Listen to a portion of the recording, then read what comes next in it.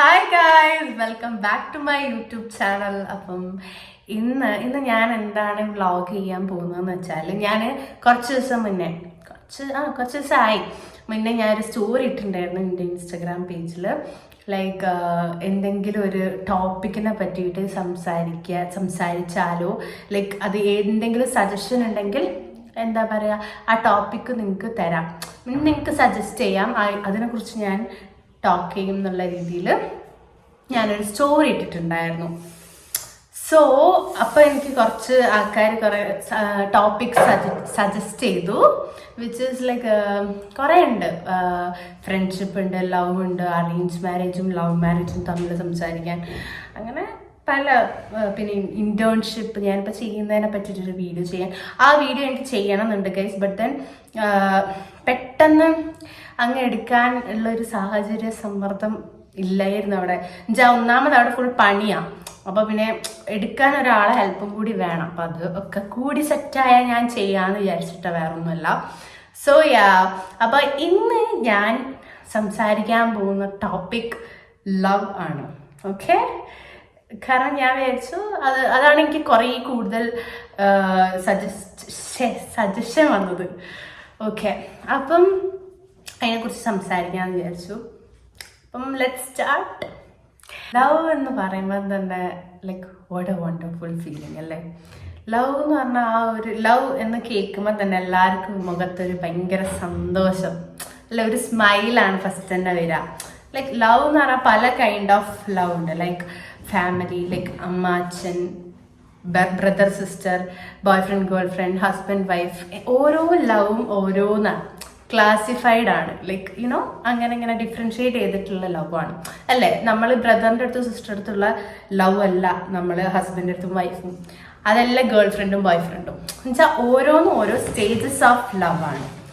So അപ്പോൾ അത് കേൾക്കുമ്പോൾ തന്നെ എന്തോ ഒരു ബ്യൂട്ടിഫുൾ ഒരു ഫീലിംഗ് ആണല്ലേ കേൾക്കുമ്പോൾ തന്നെ. സോ അപ്പം ലവ് എന്ന് പറയുമ്പോൾ എല്ലാവർക്കും ആലോചിക്കാൻ കുറേ മെമ്മറീസ് ഉണ്ടാവും മൈൻഡിൽ.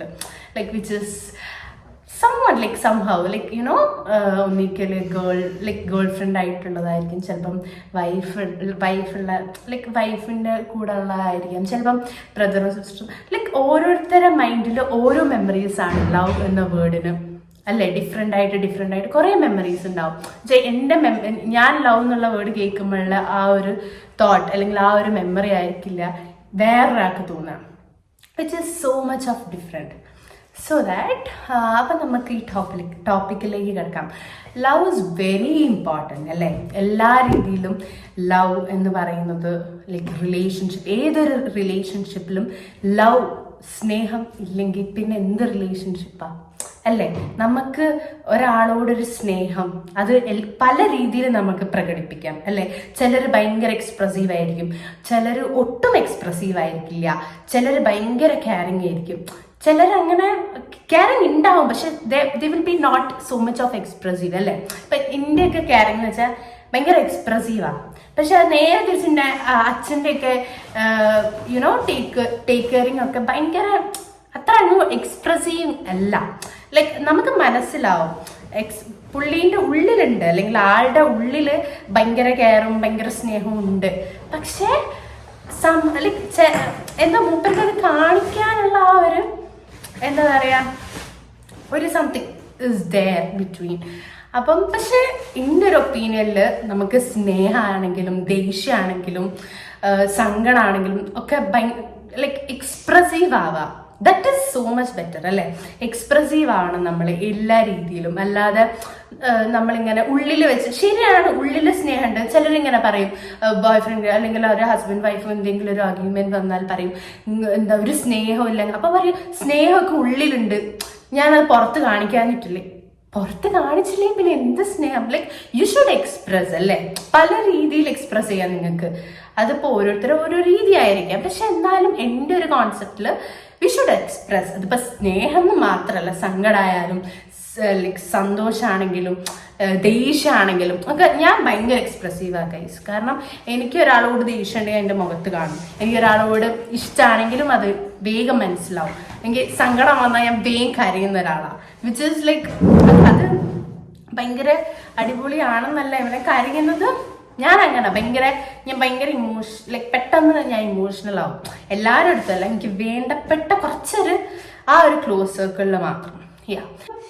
ദ ഫസ്റ്റ് തിങ് ലവിൽ ഏറ്റവും ഫസ്റ്റ് എന്നല്ല, ഞാനിപ്പോൾ പറയുന്ന ഓരോ കാര്യവും ഭയങ്കര ഇമ്പോർട്ടൻ്റ് ആണ്. ഓക്കെ, അപ്പം ഫസ്റ്റ് ആയിട്ട് തന്നെ ഞാൻ പറഞ്ഞ പോലെ എക്സ്പ്രസീവ് ആവാം. B expressive. ഇപ്പൊ എന്തുണ്ടെങ്കിലും കാണിക്കുക. സ്വന്തം പാർട്ട്ണർ അടുത്ത് അല്ലെങ്കിൽ സ്വന്തമാണെന്ന് തോന്നുന്ന ആൾക്കാരുടെ അടുത്തല്ലേ നമ്മൾ ഇതൊക്കെ കാണിക്കണ്ടേ. അല്ലാതെ ഏതെങ്കിലും ഒരാൾക്കാരുടെ അടുത്ത് നമ്മളിതൊന്നും കാണിക്കൂലല്ലോ. അപ്പോൾ ഓപ്പോസിറ്റ് നിൽക്കുന്ന ആൾ മനസ്സിലാക്കണം, ലൈക്ക് രണ്ടാളും അങ്ങോട്ടും ഇങ്ങോട്ടും മനസ്സിലാക്കണം. അല്ലാതെ ചുമ്മാ ഒരാളടുത്ത് നമ്മൾ കയറി ദേഷ്യപ്പെടില്ല, നമ്മൾ സങ്കടപ്പെടില്ല, നമുക്ക് ഫീൽ ആവില്ല. നമുക്ക് അത്രയും ഫീലും സങ്കടവും ദേഷ്യവും ഒക്കെ തോന്നുന്ന നമുക്ക് ഏറ്റവും കൂടുതൽ ഇഷ്ടപ്പെട്ട ആൾക്കാരും കൂടിയാണ് അല്ലേ. അപ്പൊ അതാണ് ഞാൻ പറയുന്നത്, എക്സ്പ്രസീവ് ആവുക. നിനക്ക് ഇഷ്ടമല്ല, ദേഷ്യം തോന്നി, ഓക്കെ, അത് കാണിക്കുക. ഇഷ്ടമുള്ള ആളെടുത്തല്ലേ കാണിക്കുന്നത്. എന്തെങ്കിലും വരാൻ പോകുന്നുണ്ടോ? ഉള്ളിൽ വെക്കാതിരിക്കുക, എല്ലാം അങ്ങ് കാണിക്കുക. നിങ്ങളെ നെഗറ്റീവ് സൈഡും നിങ്ങളെ പോസിറ്റീവ് സൈഡും നിങ്ങളെ പാർട്ട്ണർ അല്ലെങ്കിൽ നിങ്ങളെ സിസ്റ്റർ അല്ലെങ്കിൽ നിങ്ങളെ ആരും ആയിക്കോട്ടെ, നിങ്ങളെ ഇഷ്ടപ്പെടുന്ന ആൾ കാണണം, അറിയണം. എന്നാൽ മാത്രമേ ആ ഒരു ഏതൊരു റിലേഷൻഷിപ്പ് ആണെങ്കിലും അതിനൊരു ഡെപ്ത് ഉണ്ടാവുള്ളൂ. അല്ലെങ്കിൽ അത് ഭയങ്കര ഒരുമാതിരി ഒരു കാണിച്ചു കൂട്ടൽ പോലെ ആവില്ലേ. ലൈക്ക് നമ്മളെല്ലാ സൈഡും അവരറിയണം. അപ്പം എൻ്റെ ഒരു ബെസ്റ്റ് ഫ്രണ്ട് ആയിക്കോട്ടെ അല്ലെങ്കിൽ എൻ്റെ ഒരു പാർട്ട്ണർ ആയിക്കോട്ടെ, എൻ്റെ നെഗറ്റീവ് സൈഡും അതേപോലെ തന്നെ എൻ്റെ പോസിറ്റീവ് സൈഡും പുള്ളിക്ക് അറിഞ്ഞാൽ മാത്രമേ ഞങ്ങളുടെ ഇടയിൽ ആ ഒരു ലവ് വർക്കൗട്ട് ആവും. അല്ലെങ്കിൽ പിന്നെ അതിൽ ലൈക്ക് എന്തെങ്കിലും ഒന്ന് ജസ്റ്റ് വെറുതെ ചുമ്മാ കാണിച്ചു കൂട്ടൽ ബാക്കിയുള്ളവർ അങ്ങനെ ഒരു തോട്ട് ഓഫ് സംഭവം ആവും അല്ലേ.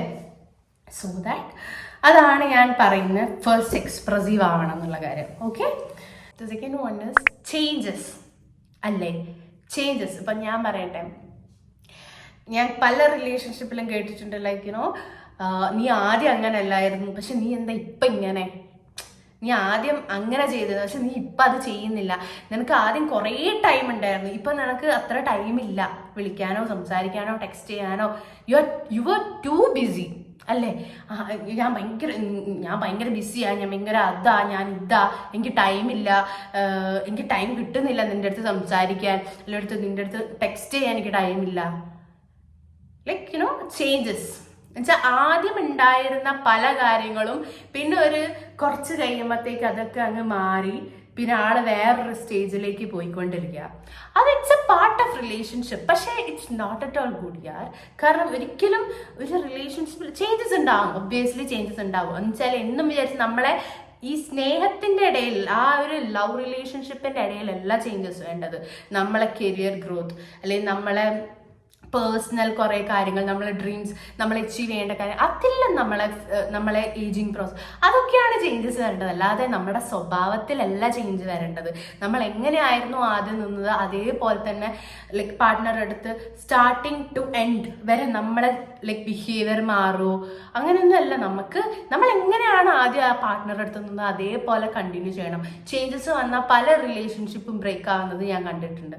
കാരണം ചേഞ്ചസ് ദേ കാണ്ട് ആക്സെപ്റ്റ് അല്ലേ. എല്ലാവർക്കും ഈ ചേഞ്ച് ആക്സെപ്റ്റ് ചെയ്യാൻ പറ്റിയെന്ന് വരില്ല. അന്ന് അവൻ അങ്ങനെയായിരുന്നു, പക്ഷെ ഇന്ന് അവൻ അങ്ങനെയല്ല. അന്ന് അവന് വിളിക്കാൻ കുറേ ടൈം ഉണ്ടായിരുന്നു, പക്ഷെ ഇന്ന് ഇവന് വിളിക്കാൻ ടൈമില്ല, ഇവന് മെസ്സേജ് അയക്കാൻ ടൈമില്ല. പറയുന്നത് എന്താ, ഓഫീസ് വർക്ക് അല്ലെങ്കിൽ പഠിക്കാനുണ്ട് അല്ലെങ്കിൽ ഫ്രണ്ട്സിൻ്റെ കൂടെ, സോ മച്ച് ഓഫ് തിങ്സ് അവർക്ക് പറയാൻ reasons.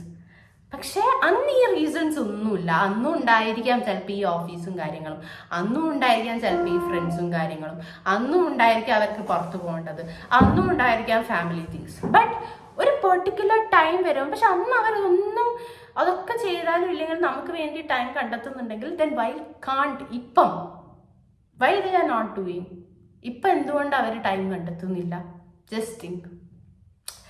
The thing is like അവർ പറയുന്ന ഒരു കാര്യം എന്തായിരിക്കും എന്ന് വെച്ചാൽ ലൈക്ക് ആദ്യം ഒക്കെ എന്താ പറയുക, നിങ്ങളെ കിട്ടാൻ വേണ്ടി അല്ലെ നിങ്ങളെ ഒന്ന് ഇംപ്രസ് ചെയ്യാൻ വേണ്ടിയിട്ട് ഞങ്ങൾ ലൈക്ക് എൻ്റെതാവാൻ അല്ലെങ്കിൽ അവൾ എൻ്റെതാക്കാം, എനിക്ക് അവളെ എൻ്റേതാക്കണം, ആ ഒരു തോട്ട് ഓഫ് മൈൻഡ് വെച്ചിട്ട് അവർ നല്ലോണം എഫേർട്ട് ഇടും അല്ലേ? ഫസ്റ്റ് ഭയങ്കര എഫേർട്ടായിരിക്കും, നമുക്ക് വേണ്ടി അവരെന്തും ചെയ്യാൻ റെഡിയാവും ഗൈസ്, ട്രസ്റ്റ് മീ. പക്ഷേ ഒരു ലൈക്ക് അവർക്കൊരു ഉറപ്പ് കിട്ടും, ലൈക്ക് ഇനി ഇവർ മാറാൻ പോകുന്നില്ല, അല്ലെങ്കിൽ ഇനി ഇവർ ഇൻ്റെതാണ്. ആ ഉറപ്പ് കിട്ടിയ ടൈം മുതൽ അവരങ്ങ് മാറും. അവർ പിന്നെ അവരെ കരിയറിൽ കൂടുതൽ ശ്രദ്ധിക്കും, അല്ലെങ്കിൽ അവർ വേറെ കാര്യങ്ങൾക്ക്, ഫ്രണ്ട്സിന് കൂടുതൽ ടൈം കൊടുക്കുക, വേറെ പല പല റീസൺസ്. അവർക്ക് ആ ഒരു it's good it's good, like career നോക്കണം, എല്ലാം നല്ല പറയുന്നത്, ഫാമിലിൻ്റെ കാര്യങ്ങൾ നോക്കണം, ഫ്രണ്ട്സിൻ്റെ കൂടെ എൻജോയ് ചെയ്യണം, അതൊന്നും റെസ്ട്രിക്റ്റ് ചെയ്യുക എല്ലാം അവിടെ ചെയ്യുന്നത്. But then at the same time you just think like ഇതൊക്കെ ഒരു പാർട്ട് ഓഫ് ആണ്. പക്ഷെ എന്നാലും നമുക്ക് നമ്മളെ പാർട്ട്ണർക്ക് വേണ്ടി കുറച്ച് ടൈം കണ്ടെത്തിയാൽ എന്താ പ്രശ്നം വരുന്നത്?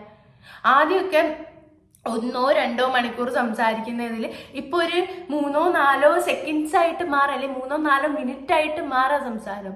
ബൈ എന്തുകൊണ്ട്? അവൻ എൻ്റെതാണ് അല്ലെങ്കിൽ അവൾ എൻ്റെതാണ് എന്നുള്ള ഉറപ്പ് കിട്ടുമ്പോൾ അവർ മാറും. ദാറ്റ്സ് ഇറ്റ്, അല്ലേ? ഉറപ്പായിട്ട് മാറും. അതുകൊണ്ട് മാത്രം, അല്ലാതെ ആർക്കും ഈ ലോകത്ത് അത്രയ്ക്കും ടൈമില്ലാതെ, അത്രയ്ക്കും ഒരു ടെക്സ്റ്റ് മെസ്സേജ് ലൈക്ക് എത്ര നേരം വേണം ഒരു ടെക്സ്റ്റ് ചെയ്യാൻ, ഒരു മിനിറ്റ് ഒന്ന് പറയാൻ എത്ര നേരം വേണം? അത്രയും തിരക്കുള്ള മനുഷ്യരാരും ഈ ലോകത്തില്ല ഡ്യൂഡ്. അത് അല്ലെങ്കിൽ അങ്ങനത്തെ പല ന്യായങ്ങളൊക്കെ ഇറ്റ്സ് കംപ്ലീറ്റ്ലി സ്റ്റുപ്പിഡ് റീസൺസ്, അല്ലാതെ വേറെ ഒന്നും നോൺസെൻസ് ആയിട്ടുള്ള കുറേ കാര്യങ്ങളാണ്. വെറുതെ ചുമ്മാ അങ്ങ് പറഞ്ഞ് പരത്തുന്ന കുറേ കാര്യങ്ങളാണ്, അല്ലാതെ അതൊന്നും ഉള്ളതല്ല.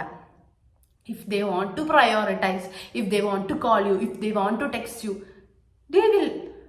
അല്ലാതെ അവരുടെ ടൈം ഇല്ല എന്ന് പറഞ്ഞാൽ അവർ എല്ലാത്തിനും അവർ ടൈം കണ്ടെത്തും. നമ്മളാണെങ്കിലും ടൈം ഉണ്ടായിട്ടാണോ? അല്ല, നമ്മൾ കണ്ടെത്തുന്ന അവർക്ക് ടൈം, അല്ലെങ്കിൽ അവർക്ക് വേണ്ടി ചിലപ്പോൾ നമ്മളെ കുറേ കാര്യങ്ങൾ മാറ്റി വെച്ചിട്ടായിരിക്കും അവർക്ക് വേണ്ടി ഇരിക്കുക, അല്ലെ അവരൊരു ടെക്സ്റ്റ് മെസ്സേജിനോ അവരൊരു കോളിനോ അവരൊന്ന് കാണാനോ വേണ്ടി പോവുക. പക്ഷെ അത് അവർ മനസ്സിലാക്കുന്നില്ലെങ്കിൽ എന്ത് ചെയ്യാനാ?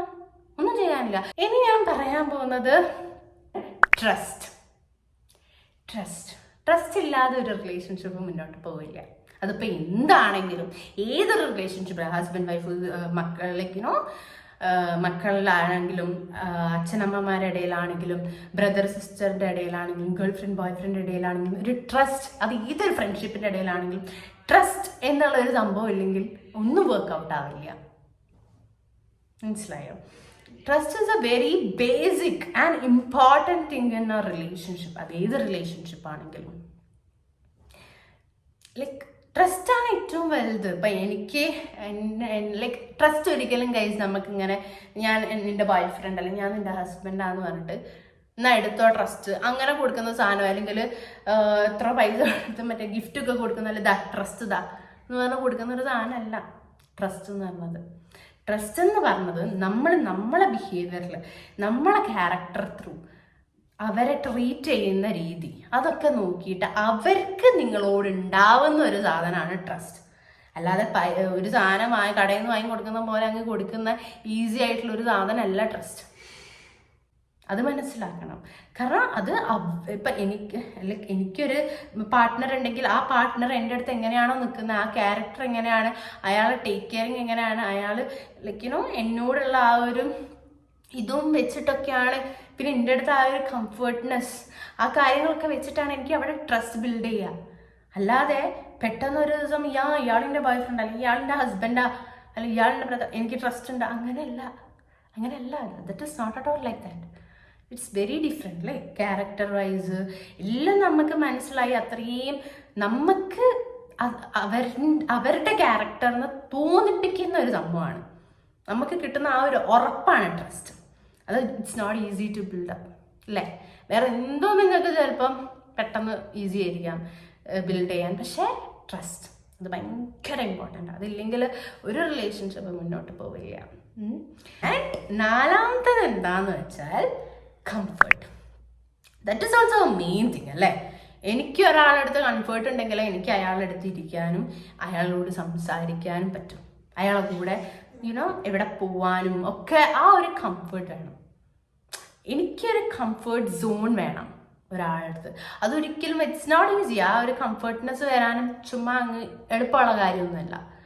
അത് ഒരാൾ ടേക്ക് കെയർ ചെയ്യുന്ന പോലെ ഇരിക്കും ആ ഒരു കംഫർട്ട്നെസ് തോന്നാൻ, അല്ലേ? ഇവർക്ക് ഫാമിലീൻ്റെ കൂടെ ഇരിക്കുമ്പോഴായിരിക്കും ഭയങ്കര കംഫർട്ട്. അല്ലേ? ചിലർക്ക് ഫാമിലിൻ്റെ കൂടെ ഇരിക്കുമ്പോൾ, ചിലർക്ക് ഫ്രണ്ട്സിൻ്റെ കൂടെ ഇരിക്കുമ്പോഴേക്കും ഭയങ്കര കംഫർട്ട്, ചിലർക്ക് ചിലരുടെ പാർട്ട്ണറുടെ കൂടെ ഇരിക്കുമ്പോഴേക്കും ഭയങ്കര കംഫർട്ട്.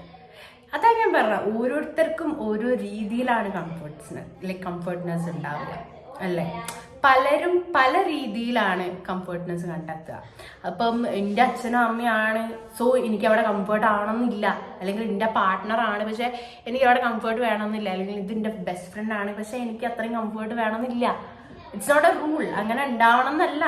പക്ഷെ അത് നമ്മളിപ്പോൾ ഫാമിലിയിൽ നിന്നാണെങ്കിൽ ആ ഫാമിലിയിൽ നിന്ന് നമുക്ക് കിട്ടേണ്ട ആ ഒരു ടേക്ക് കെയറിങ്, അല്ലെങ്കിൽ ആ ഒരു സ്നേഹം, ആ ഒരു ബോണ്ടിങ് അല്ലേ? ഒരു അച്ഛനമ്മ അല്ലെങ്കിൽ അമ്മ മോള് അച്ഛൻ മോള് തമ്മിലുള്ള ആ ഒരു ബോണ്ടിങ് ത്രൂ വരുന്നതാണ് ആ ഒരു കംഫർട്ട്നെസ്. അല്ലാതെ ഒരിക്കലും അച്ഛനമ്മയാണ് സോ എനിക്ക് അവിടെ കംഫർട്ട് വേണം, അങ്ങനല്ല. അത് നമ്മൾ അവർക്ക് അവരെ ബോണ്ടിങ് ത്രൂ, അല്ലെങ്കിൽ അവർ നമ്മളോട് എത്രത്തോളം അറ്റാച്ച്ഡ് ആണോ ആ ഒരു അറ്റാച്ച്മെന്റിൽ കിട്ടുന്ന ഒരു കാര്യമാണ് കംഫർട്ട്നെസ് അല്ലേ? പിന്നെ അടുത്തൊരു മെയിൻ കാര്യം എന്താണെന്ന് പറയും, കെയറിങ്. നല്ല കെയർ ചെയ്യുക ഗൈസ്, കെയർ ചെയ്യുക. നമ്മളെ പാർട്ട്ണറല്ലേ, അല്ലെങ്കിൽ നമ്മളെ ഏറ്റവും വേണ്ടപ്പെട്ട, അല്ലെങ്കിൽ നമ്മൾ ഏറ്റവും സ്നേഹിക്കുന്ന അല്ലേ ഒരു പാർട്ട്ണറല്ലേ നമുക്ക് വേണ്ട. അപ്പോൾ ആ ആളെ നമ്മളെ ടേക്ക് കെയർ ചെയ്യുന്ന രീതി, നമ്മൾ ഭയങ്കര ഒബ്സസ്ഡ് ആയിരിക്കും, ചിലർ അതിൽ ഭയങ്കര ഒബ്സസ്ഡ് ആയിരിക്കും. ചിലർ ചോദിക്കും ടേക്ക് കെയറിങ്ങിലൊന്നും ഒരു കാര്യമില്ല, പക്ഷെ ഞങ്ങളുടെ ഇടയിൽ സ്നേഹം ഉണ്ടല്ലോ. സ്നേഹം ഉണ്ടെങ്കിൽ ഇതൊക്കെ ഉണ്ടാവും. ഞാൻ ഈ പറഞ്ഞ ഓരോ കാര്യങ്ങളും, trust, take caring, comfort zone, എല്ലാം ഉണ്ടാവും. ഞാൻ ഈ പറയുന്ന കാര്യങ്ങളൊക്കെ സ്നേഹം ഉണ്ടെങ്കിൽ എല്ലാം ഉണ്ട് അവിടെ. ആദ്യം അങ്ങനെ എന്നെ നോക്കിയിരുന്നു. ആദ്യമൊക്കെ എനിക്കൊരു പനി വരുമ്പം അവനിങ്ങനെ ഇടയ്ക്കിടയ്ക്ക് വിളിച്ച് ചോദിച്ചിട്ടുണ്ടായിരുന്നു, പനി എങ്ങനെ ഉണ്ട്, ഇപ്പം എങ്ങനെയുണ്ട്, ഓക്കെ ആണോ, അല്ലെങ്കിൽ ഗുളിക കുടിച്ചോ, ഫുഡ് കഴിച്ചോ എന്നൊക്കെ ചോദിക്കാൻ ഇടയ്ക്കിടയ്ക്ക് അവൻ വിളിക്കുമായിരുന്നു. പക്ഷേ ഇപ്പം എന്താണെന്ന് അറിയില്ല, പനി എന്നൊക്കെ പറയുമ്പോൾ ഇവനൊരു ഗുളിക കുടിച്ച് കിടന്നുറങ്ങിക്കോ, മാറിക്കോളും. പിന്നെ ഒരു വിളിയോ ഒന്നുമില്ല, പിന്നെ ആട്ട് വിളിക്കണം, അല്ലെങ്കിൽ പിന്നെ കുറേ കഴിഞ്ഞ് പുള്ളിക്കാരന് അല്ലെങ്കിൽ ആ ഒരു ആൾക്ക് ആ ഒരു ഓർമ്മയെ ഉണ്ടാവില്ല, പനിയാണോ, പനി ഉണ്ടെന്നൊന്നും മറന്നേ പോയി. പക്ഷെ ആകെ അവരങ്ങനെ ആയിരിക്കില്ല. Dude please take care those moments. പ്രത്യേകിച്ച് പെൺകുട്ടികൾക്ക് പീരീഡ്സ് ആവുന്ന ടൈമിൽ അവർക്ക് ഏറ്റവും കൂടുതൽ ആവശ്യം അവരുടെ പാർട്ട്ണറെയാണ്. പീരീഡ്സിന്റെ ടൈമിലൊക്കെ ടേക്ക് കെയർ ചെയ്യുന്ന വേണം. കാരണം ഒരു ഗേളിന് മാത്രമേ അറിയൂ വേറൊരു ഗേൾ പീരീഡ്സ് ടൈമിൽ എന്തൊക്കെ അനുഭവിക്കുന്നു, എത്രത്തോളം വേദന അനുഭവിക്കും. ഇത് കാണുന്നവർ ചിലപ്പോൾ ചോദിക്കും, പീരീഡ്സ് ഒക്കെ എന്താ എല്ലാ ഗേൾസിനും അനുഭവിക്കേണ്ടതല്ലേ, എല്ലാ ഗേൾസിനും ഉള്ളതല്ലേ, ഇപ്പോൾ പാർട്ട്ണർ ഇല്ലാത്തവരെന്താ, പാർട്ട്ണർ ഇല്ലാത്തവർ അങ്ങനെ അങ്ങ് പോവും, അവർക്ക് പാർട്ട്ണർ ഇല്ലല്ലോ. പക്ഷെ പാർട്ട്ണർ ഉണ്ടായിട്ടും പീരീഡ്സ് ആണെന്ന് പറഞ്ഞാൽ ഒരു മൈൻഡും കൊടുക്കാതെ, ഒന്നും ടേക്ക് കെയർ ചെയ്യാതെ, നീ ഓക്കെ ആണോ, നിന്റെ വേദന എങ്ങനെയുണ്ട്, നിനക്ക് എന്തെങ്കിലും കഴിക്കാൻ വേണോ, നിനക്ക് എന്തെങ്കിലും ക്രേവിങ്സ് ഉണ്ടോ, അതൊന്നും ചോദിക്കാതെ ചുമ്മാ അങ്ങ് പീരീഡ്സ് എന്താ ഇത്ര വലിയ കാര്യം. ഞാൻ കേട്ടിട്ടുണ്ട് ഗൈസ്, ഞാൻ സീരിയസ്ലി കേട്ടിട്ടുണ്ട്. എൻ്റെ ഫ്രണ്ട്സിൻ്റെ ഒക്കെ ബോയ് ഫ്രണ്ട്സ് അല്ലെങ്കിൽ ഹസ്ബൻഡ് ഇങ്ങനെ ചോദിക്കും, പീരീഡ്സ് എന്താ, അത് നിനക്ക് എല്ലാ മാസവും വരുന്നില്ല, എന്താ ഇപ്പം ഇത്ര വലിയ കാര്യം, എന്താ ഇത്ര വലിയ കാര്യം എന്നോ. അവർ അനുഭവിക്കുന്ന വേദന എത്രത്തോളാണെന്ന് നിങ്ങൾക്ക് ചിലപ്പോൾ ബോയ്സ് കാണ്ട് ഈവൻ ഇമാജിൻ. കാരണം നല്ല വേദനയാണ് ആ ഒരു ആർത്തവം, ആ ഒരു പീരീഡിൽ എന്തൊക്കെ സഹിക്കുന്നുണ്ടാവും. പക്ഷെ ചിലർക്ക്, ഞാൻ എല്ലാവരെയും പറയുന്നില്ല, അത് നല്ലോണം ടേക്ക് കെയർ ചെയ്യുന്ന, അവരോട് ഓക്കെ ആണോ എന്ന് വിളിച്ച് ചോദിക്കുന്ന, അവരെ സമാധാനിപ്പിക്കുന്ന പാർട്ട്നേഴ്സ് ഉണ്ട്. പക്ഷെ അറ്റ് ദ സെയിം ടൈം എന്തേലാണ് പീരീഡ്സ് എല്ലാ മാസവും വരുന്നതല്ലേ, 4 ദിവസം കഴിഞ്ഞ് ആ വേദന അങ്ങ് പോയി കഴിഞ്ഞാൽ അവൾ ഓക്കെയാവും, നീ റെസ്റ്റ് എടുത്തോ, നീ ജസ്റ്റ് ചുമ്മാ ഇരുന്നോ. അങ്ങനെയല്ല, ചിലപ്പം പീരീഡ്സ് ടൈമിലൊക്കെ നമുക്ക്, അല്ലെങ്കിൽ നമുക്ക് ഏറ്റവും ഇഷ്ടമുള്ള ആരും നമ്മളെ കൂടെ ഉണ്ടാവുന്നതായിരിക്കാം നമുക്ക് ഒരു ആശ്വാസം അല്ലേ, ഒരു സാറ്റിസ്ഫിക്കേഷൻ. എനിക്കൊക്കെ അങ്ങനെയല്ല, പീരീഡ്സ് എന്നല്ല, എനിക്കൊരു പനി വരുമ്പം എനിക്ക് അമ്മേനെ അച്ഛനെ ഓർമ്മ വരും. പ്രത്യേകിച്ച് അച്ഛനെക്കാട്ടും കൂടുതൽ അമ്മേനെ ഓർമ്മ വരും. എന്നിട്ട് കാരണം എനിക്ക് പനി വരുമ്പോൾ അമ്മേൻ്റെ അടുത്ത് പോയി കിടക്കാൻ, അല്ലെ അമ്മൻ്റെ അടുത്ത് കൂടെ കിടക്കുമോ, എനിക്ക് അമ്മേനെ കെട്ടിപ്പിടിച്ച് കിടക്കാനും എന്തോ. എനിക്ക് പനി വരുമ്പോൾ അങ്ങനെയാണ്, എനിക്ക് ഭയങ്കര, അല്ലെങ്കിൽ ഞാനൊന്ന് ലോ ആവുമ്പം ഞാൻ അമ്മേൻ്റെ അടുത്ത് പോയിരിക്കും. അല്ലെങ്കിൽ ഞാൻ പറയാം, പ്രത്യേകിച്ച് പനി, ഇന്നലെ അമ്മ എപ്പോഴും പറയും, എന്തേലും ഒരു പനി വന്നാൽ, ഒരു കുഞ്ഞു പനിയായിരിക്കാം, ഓള് സൈഡായി നിൻ്റെ അടുത്തായി, എൻ്റെ അമ്മ പറയുന്നുണ്ട്. എനിക്ക് പനി വരുമ്പോഴൊക്കെ എനിക്ക് എൻ്റെ അമ്മേൻ്റെ കൂടെ ഇരിക്കണം, ഇല്ലെങ്കിൽ എനിക്ക് സങ്കടമാവും. നല്ല കരിഞ്ഞു. എനിക്ക് ഒരു ദിവസം മൈസൂരിൽ നിന്ന് പറഞ്ഞ് വയ്യാണ്ടായിട്ട് ഞാൻ വിളിച്ചു വരുത്തി അവരെ, അച്ഛനും അമ്മേനെയും. അവിടുന്ന് ഇങ്ങോട്ടേക്ക് രാവിലെ പുലർച്ചെ അവിടെ എത്തണം. രാത്രി എനിക്ക് പനി വന്നു, പുലർച്ചെ ഇവിടെ എത്തണം. എനിക്ക് പറ്റില്ല ഇവിടെ, എനിക്ക് അവരെ വേണം. കാരണം എനിക്ക് അങ്ങോട്ട് ട്രാവൽ ചെയ്യാൻ പറ്റില്ല. എന്നിട്ട് അവർ വന്ന ദിവസങ്ങളുണ്ട് ടു ടേക്ക് കെയർ മീ. കാരണം എനിക്ക് അവരുടെ ഒരു പ്രസൻസിനോ അവരടുത്തുണ്ടാകുമ്പോൾ കിട്ടുന്ന ആ ഒരു ആശ്വാസം ഒന്നും ഇല്ല. ചിലപ്പം ഇനിയിപ്പോൾ എനിക്ക് ഒരു പാർട്ട്ണർ വന്നാൽ ചിലപ്പം ആള് വന്നിരിക്കുന്നതായിരിക്കും എനിക്ക് സമാധാനം കുറച്ചും കൂടി കൂടുതൽ, അല്ലേ? എനിക്കിപ്പോൾ പാർട്ട്ണർ ഇല്ലാത്തതുകൊണ്ട് ഞാൻ അച്ഛനും അമ്മേനെയും വിളിക്കുന്നു. അവരുണ്ടാകുമ്പോഴാണ് എനിക്ക് ആശ്വാസം. നാളെ പിറ്റേന്ന് ഞാനൊരു കല്യാണം കഴിച്ചില്ല, എനിക്കൊരു പാർട്ട്ണറായി കഴിഞ്ഞാൽ പുള്ളീനെ ഇരുന്ന് ഞാൻ വിളിക്കുക എൻ്റെ അടുത്ത് കൂടുതൽ സമാധാനിപ്പിക്കാനും. ഇന്നൊന്ന് ലൈക്ക് എനിക്ക് അവരെടുത്ത് ഇരുന്ന് അല്ലെങ്കിൽ അവരെടുത്തൊന്ന് ഇരുന്ന് ഞാൻ ഓക്കെ ആവും. വിത്തിൻ കുറച്ച് സമയം കൊണ്ട് ഓക്കെ. അല്ലെങ്കിൽ എനിക്ക് നിങ്ങൾ ഒരിക്കലും പെയിൻ ഉണ്ടാവും, പക്ഷെ നമുക്കൊരു ഹാപ്പിനെസ് കിട്ടും. അവർ നമ്മളെങ്ങനെ ടേക്ക് കെയർ ചെയ്യുമ്പോൾ നമുക്കൊരു ആശ്വാസം അത്. അപ്പം പ്ലീസ് ഗീവ്, ലൈക്ക് അങ്ങനത്തെ കുറച്ച് കാര്യങ്ങൾ നിങ്ങൾ ശ്രദ്ധിക്കുക, അവർക്ക് കൊടുക്കുക. അത്രയും ടേക്ക് കെയറിങ്. അതാ ഞാൻ പറഞ്ഞു, കെയർ ചെയ്യുക അവർക്ക് വേണ്ടി. ആദ്യമുള്ള പോലെയല്ല. അതൊക്കെ എല്ലാ മാസവും വരുന്നതാണ്, ശരിയാണ്. പക്ഷെ എല്ലാ മാസവും അവർ അനുഭവിക്കുന്ന വേദനയെ കുറിച്ച് ആലോചിച്ചാൽ നിങ്ങൾക്ക് മനസ്സിലാവും. യു കാണ്ട് even imagine that pain. Okay, അത് മനസ്സിലാക്കുന്ന എത്രയോ പേരുണ്ട് കേട്ടോ, എത്രയോ പേരുണ്ട്. പക്ഷേ ഓപ്പോസിറ്റ് ആയിട്ടുള്ള ആൾക്കാരുണ്ട്. നിനക്ക് പീരീഡ്സ് ആണെങ്കിൽ ഞാൻ എന്ത് ചെയ്യണം എന്ന് ചോദിച്ചവരുണ്ട്. പക്ഷെ അതങ്ങനല്ല. കുറച്ചൊക്കെ കെയറും ഇതും കൊടുത്ത് നിൽക്കുക. നമ്മളെ പാർട്ട്ണറല്ലേ, നമ്മൾ ഏറ്റവും കൂടുതൽ ഇഷ്ടപ്പെടുന്ന ആളല്ലേ, അല്ലേ? അപ്പൊ അവർക്ക് വേണ്ടി കുറച്ച് സ്നേഹം കൊടുക്കുന്ന അല്ലെങ്കിൽ കുറച്ചൊരു ടേക്ക് കെയർ ചെയ്യുന്നതൊന്നും ഒരു കുഴപ്പമില്ല. നിങ്ങൾക്ക് ആദ്യം ചെയ്യാൻ അറിയുമ്പോൾ നിങ്ങൾക്ക് ഇപ്പം ചെയ്തൂടെ, അല്ലേ? അപ്പൊ അത്രേ ഉള്ളൂ. നല്ല കെയർ കൊടുക്കുക. ഫിഫ്ത്ത് വൺ അല്ലേ, എഫേർട്ട് എന്ന് പറയുമ്പം ഒരു റിലേഷൻഷിപ്പിൽ രണ്ട് ഭാഗത്തുനിന്നും ഈക്വൽ ആയിട്ട് എഫേർട്ട് ഇട്ടാൽ അത് വർക്ക്ഔട്ട് ആവുള്ളൂ. അല്ലാതെ ഒരാൾ മാത്രം എഫേർട്ട് ഇട്ടുകൊണ്ടിരിക്കുക, മറ്റാൾ അവിടെ എന്തായാലും എന്താ ഇറ്റ്സ് ഓക്കെ, ആ ഒരു രീതിയിൽ വിടുന്ന മനോഭാവമുള്ള ഒരാളാണെങ്കിൽ ആ റിലേഷൻഷിപ്പ് മുന്നോട്ട് പോകാൻ ഭയങ്കര ബുദ്ധിമുട്ടായിരിക്കും. അല്ലെ പിന്നെ എന്നും ഒരാളെന്നെ എഫേർട്ട് ഇട്ട് സാക്രിഫൈസ് ചെയ്യേണ്ടി വരും. But it's not at all possible. അത് ഒരു ടൈം എത്തുമ്പോൾ ആരായാലും അത് മടുത്ത് ഒന്ന് ഇറങ്ങിപ്പോരും, അപ്പോൾ ഏത് റിലേഷൻഷിപ്പ് ആണെങ്കിലും. സോ എഫേർട്ട് ഇടുക രണ്ട് ഭാഗത്തുനിന്നും. ലൈക്ക് ഇപ്പം ഒരാൾ എന്തെങ്കിലും പ്രശ്നം വന്ന് ഓക്കെ ഫൈൻ, എന്തെങ്കിലും പ്രശ്നം വന്ന് തെറ്റി, നിങ്ങൾ ഒരു പാർട്ട്ണർ അല്ലെങ്കിൽ രണ്ട് പാർട്ട്നേഴ്സിൻ്റെ ഇടയിൽ എന്തെങ്കിലും പ്രശ്നം വന്ന് തെറ്റി, ആ ഒരു പ്രശ്നത്തിലായി, അടിയായി, okay it will take time. ചിലർ കുറച്ച് ടൈം എടുത്തിട്ടായിരിക്കാം റെഡി ആവുക, ചിലർ അപ്പം തന്നെ റെഡിയാവും, ചിലർ കുറച്ച് കഴിയുമ്പോൾ തന്നെ ഒന്ന് റെഡിയാവും, ചിലർ കുറച്ച് ടൈം എടുക്കും. പക്ഷെ ഞാൻ പറയട്ടെ, എൻ്റെ ഒരു കോൺസെപ്റ്റിൽ നമ്മളൊരു ഫൈറ്റ് ഉണ്ടായാൽ വിത്തിൻ പറഞ്ഞു തീർക്കുക. ഓക്കെ, ഇന്നൊരു ഫൈറ്റ് ഉണ്ടായി, ഓക്കെ ചിലപ്പോൾ ചിലർക്ക് ടൈം വേണ്ടി വരും, ഇറ്റ്സ് അണ്ടർസ്റ്റുഡ്. ചിലർക്ക് എല്ലാവർക്കും ഇങ്ങനെ പെട്ടെന്ന് ചിലപ്പോൾ ആക്സെപ്റ്റ് ചെയ്യാൻ പറ്റില്ല പല കാര്യങ്ങൾ, ചിലപ്പോൾ ഫൈറ്റ് ഉണ്ടായാൽ അതെന്തും ആയിക്കോട്ടെ. പക്ഷെ ഇറ്റ് വിൽ ലൈക്ക് ഒരു 1, 2, 3 ദിവസം വരെ പോവാം അടി. പക്ഷെ ഏറ്റവും നല്ലത് എന്താന്ന് വെച്ചാൽ എന്നാണോ അടി ഉണ്ടാകുന്നത് അന്ന് തന്നെ പറഞ്ഞ് സോർട്ട് ഔട്ട് ചെയ്ത് ബാക്ക് ടു നോർമൽ ആവാം. ഞാൻ അത് ഇല്ലെങ്കിൽ ഓക്കെ, അങ്ങനെ പറ്റാത്ത ചില ആൾക്കാരുണ്ട്, ചിലർക്ക് കുറച്ച് ടൈം വേണ്ടി വരും ഒക്കെ ഒന്ന് ഉൾക്കൊള്ളാൻ. അങ്ങനെയുള്ള ആൾക്കാരാണെങ്കിൽ ഓക്കെ, കൂടിപ്പോയ ഒരു 3 ദിവസം, അതിൻ്റെ മേലെ നിങ്ങൾ ആ ഫൈറ്റ് വലിച്ചു നീട്ടി കൊണ്ടുപോകരുത്. കാരണം that is not good sign of a relationship. ഒരിക്കലുമല്ല. കാരണം നല്ല രീതിക്ക് നമുക്ക് അയാളോട് എങ്ങനെയാ അത്രയും ഇഷ്ടപ്പെട്ട ഒരാളോട് എങ്ങനെയാ നമുക്ക് ഇങ്ങനെ മിണ്ടാണ്ടിരിക്കാൻ പറ്റുക? കുറേ ദിവസങ്ങൾ, ചിലർ ഒരാഴ്ച പോകും, ചിലർ 2 ആഴ്ച, ചിലർ 1 മാസം, ഇങ്ങനെ പറ്റുന്നവർക്ക് സംസാരിക്കാതെ കുറേ ദിവസങ്ങൾ, അതും അവർക്ക് ഏറ്റവും ഇഷ്ടമുള്ള ആൾക്കാരെടുത്ത് നിൽക്കാൻ പറ്റുക.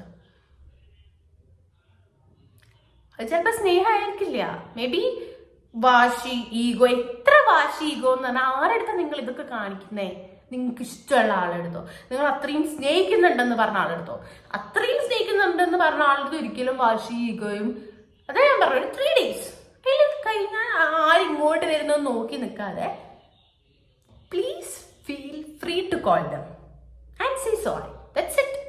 സോറി പറയണമെന്നൊന്നുമില്ല. ജസ്റ്റ് വിളിച്ചിട്ട് എടാ അതില്ലേ അന്ന് ഞാൻ എന്തൊക്കെയോ പറഞ്ഞുപോയി, പോട്ടെ വിട്ടേക്ക്, എനിക്ക് നീ ഇല്ലാണ്ട് പറ്റില്ല, അല്ലെങ്കിൽ എനിക്ക് നിന്റെ അടുത്ത് മിണ്ടാണ്ടിരിക്കാൻ പറ്റില്ല, അങ്ങനെയൊക്കെ പറയുകയാണെങ്കിൽ അവർക്ക് അതിപ്പോൾ ആരും ആയിക്കോട്ടെ, അവർക്ക് ഉണ്ടാവുന്ന ആ ഒരു അത്രയും ദേഷ്യം, ഫ്രസ്ട്രേഷൻ, ഈഗോ എല്ലാം കൂടി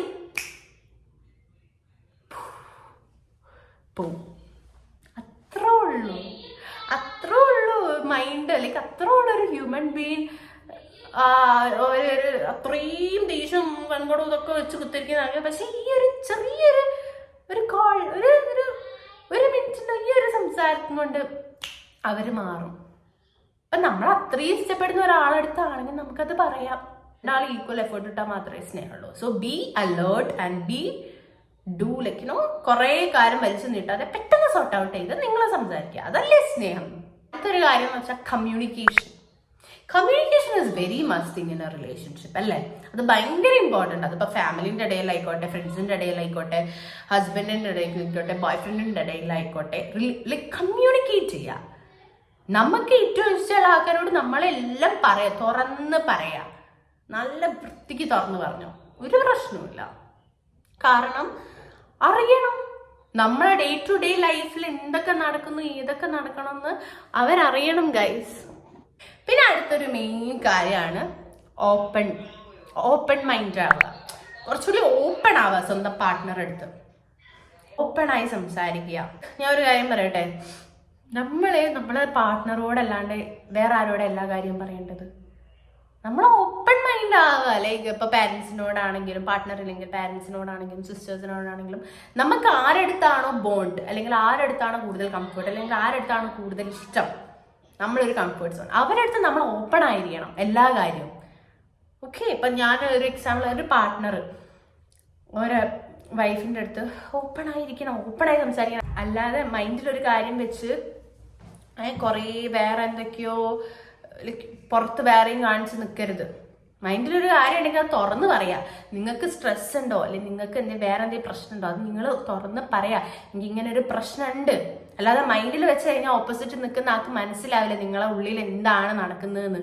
നിങ്ങൾക്ക് എന്തെങ്കിലും പ്രശ്നം, കോളേജിൽ പ്രശ്നം, അല്ലെങ്കിൽ ഫ്രണ്ട്സ്, ഫാമിലി ഇഷ്യൂസോ, എന്തെങ്കിലും പൈസേൻ്റെ പ്രശ്നം എന്തുണ്ടെങ്കിലും നിങ്ങളെ പാർട്ട്ണറോട് ഓപ്പൺ ആയിട്ട് പറയാം, എനിക്ക് ഇങ്ങനെ ഒരു പ്രശ്നമുണ്ട്. അപ്പോഴല്ലേ നിങ്ങളെ പാർട്ട്ണറിന് മനസ്സിലാവും നിങ്ങൾക്ക് ഇങ്ങനെ ഒരു പ്രശ്നമുണ്ട്. അപ്പോൾ അവർ ആ ഒരു രീതിയിൽ കൂടെ നിൽക്കും. അല്ലാതെ ഒരാൾക്കും മനസ്സ് വായിച്ചെടുക്കാനൊന്നും പറ്റില്ല ആരതും. സോ ഓപ്പൺ ആയിട്ട് പറഞ്ഞു കഴിഞ്ഞാൽ, ഓപ്പൺ ആയിട്ട് കമ്മ്യൂണിക്കേറ്റ് ചെയ്യുക. എന്നാൽ മാത്രമേ ഒരാളെ മൈൻഡിൽ എന്താണെന്നും അവരൊരു സിറ്റുവേഷൻ എന്താണെന്നും ആ സിറ്റുവേഷൻ മനസ്സിലാക്കിയിട്ട് അവരെ പാർട്ട്ണർക്ക് നിൽക്കാൻ പറ്റും. അല്ലാതെ ഉള്ളിൽ ഇടയ്ക്ക് വെച്ചിട്ട് പോട്ടെ അവള് അറിഞ്ഞാൽ മതി, അല്ലെങ്കിൽ അവൾ അങ്ങനെ അങ്ങനെയൊന്നും ആർക്കും മനസ്സിലാക്കാൻ പറ്റില്ല. This is not a movie or drama or something else. This is reality. So come to the reality. അതുകൊണ്ട് എല്ലാം ഓപ്പൺ ആയിട്ട് പറയാം, അവർ മനസ്സിലാക്കിയെടുക്കും. കാരണം നിങ്ങൾ അത്രയും ഇഷ്ടപ്പെടുന്ന ആൾക്കാരില്ലേ, അവർക്ക് എന്തുകൊണ്ട് നിങ്ങളെ മനസ്സിലാക്കിക്കൂടാ? അവർക്ക് മനസ്സിലാക്കാൻ കഴിയുന്നതേ ഉള്ളൂ. നിങ്ങൾ അത് ആലോചിച്ചിട്ട് മുന്നോട്ട് പോകും. അല്ലാതെ നിങ്ങൾക്ക് ഒരു പ്രശ്നം വരുമ്പോഴത്തേക്കും നിങ്ങളെ പാർട്ട്ണറുടെ അടുത്ത് പറഞ്ഞ് അവരത് മനസ്സിലാക്കി നിങ്ങൾ ഇട്ടച്ച് പോകുന്ന ഒരു പാർട്ട്ണറാണെങ്കിൽ പോട്ടെ, അവരത് നിൽക്കണ്ട നിങ്ങളെ ലൈഫിൽ. പക്ഷേ നിങ്ങളെ കാര്യങ്ങൾ, നിങ്ങളെ പ്രശ്നങ്ങൾ നിങ്ങൾ തുറന്നു പറഞ്ഞാൽ അത് അവർക്ക് മനസ്സിലാക്കി നിങ്ങളെ കൂടെ നിന്ന്, നിങ്ങളൊരു ഹാർഡ് ടൈം ആയിക്കോട്ടെ, നിങ്ങളൊരു സക്സസ് ആയിക്കോട്ടെ, നിങ്ങളെ എല്ലാത്തിലും ഹാപ്പിനെസ്സും സാഡും ദുഃഖത്തിലും എല്ലാത്തിലും നിങ്ങളെ കൂടെ നിൽക്കുന്ന ഒരാളാണെങ്കിൽ അവരാണ് നിങ്ങളെ റിയൽ പാർട്ട്ണർ. അല്ലാതെ നിങ്ങളടുത്ത് പൈസ ഇല്ല എന്നറിയുമ്പോൾ, അല്ലെങ്കിൽ നിങ്ങൾക്ക് കുറച്ച് ഫിനാൻഷ്യലി ബുദ്ധിമുട്ടുണ്ട് എന്നറിയുമ്പം ഇട്ടച്ച് പോകുന്ന ഒരു പാർട്ട്ണറാണ്, അവർ പോട്ടെ. They just come for your money, not for U.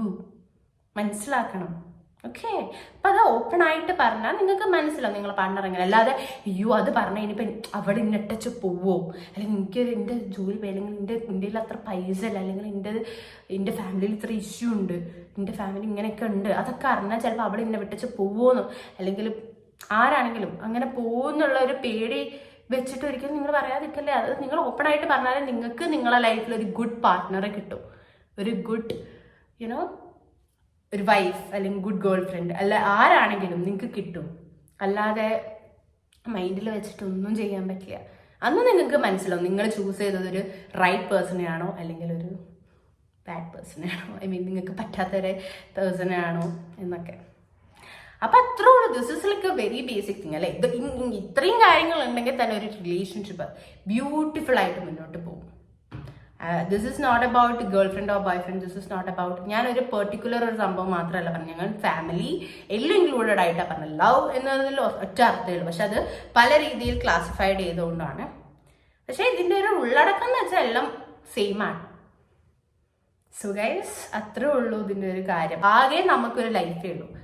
ഏറ്റവും അടിപൊളിയായി ബ്യൂട്ടിഫുൾ ആയി നമ്മളെ ഇഷ്ടപ്പെടുന്ന ആൾക്കാരെ കൂടെ നിന്ന് ടൈം ചെലവഴിക്കുക.